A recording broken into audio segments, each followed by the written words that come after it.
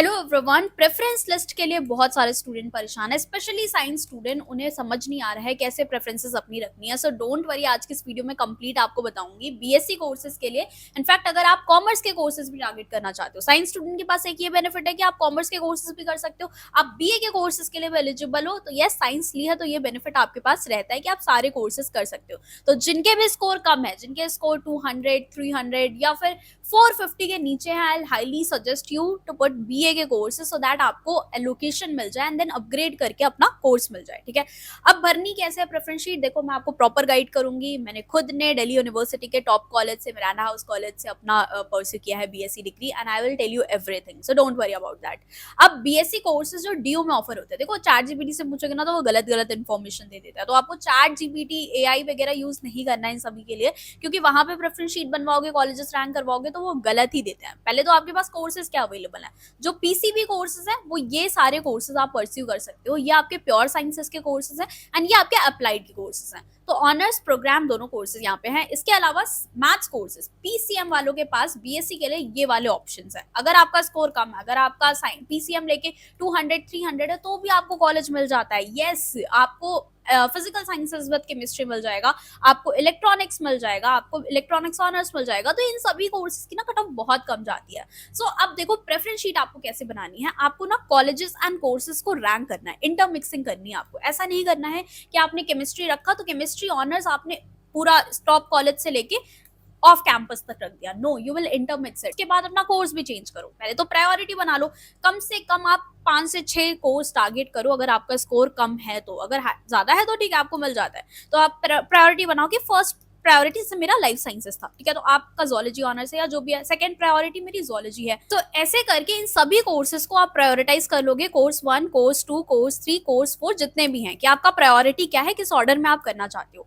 इसके बाद अब देखो यहाँ पर मैंने आपको ऑलरेडी ये प्रेफरेंस शीट, ये मेरी पेड प्रेफरेंसेस है, बहुत नॉमिनल प्राइस में, बहुत कुछ महंगी नहीं है, आप इजिली इसको परचेस भी कर सकते हो। तो यहाँ पर मैंने वही चीज आपको समझाई है जैसे आपको रखना है। मैं बाकी आपको इसमें भी समझा देती हूँ, बट आपको अगर एकदम इंस्टेंट चाहिए और अपलोड करना है तो काफी हद तक आपका काम 80 to 90% यहाँ से आपका काम आसान हो जाता है।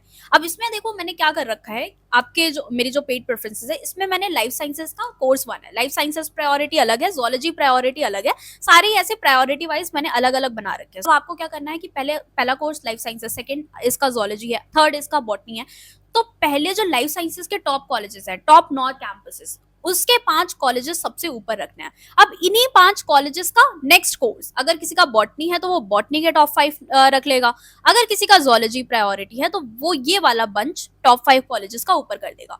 सो ये है इंटरमिक्सिंग। ठीक है, कि आप कोर्स तो प्रायोरिटाइज कर रहे हो कि मुझे लाइफ साइंसेस करना है, but you are not rigid. आपको पता है कि मुझे टॉप कॉलेजेस में ये कोर्सेज चाहिए, इसके बाद मैं टॉप कॉलेजेस में जोलॉजी ऑनर्स भी कर सकती हूँ, इसके बाद मैं टॉप कॉलेजेस में बॉटनी भी करूंगी, एंड देन अगेन इसके जो नॉर्मल वाले कॉलेज क्या करना है, टॉप नॉर्थ कैंपस के जो 5 कॉलेजेस हैं, कोर्स 1 के लिए ये 5 कॉलेजेस रखे, कोर्स 2 के लिए ये 5 कॉलेजेस रखे, कोर्स 3 के लिए ये 5 कॉलेजेस रखे।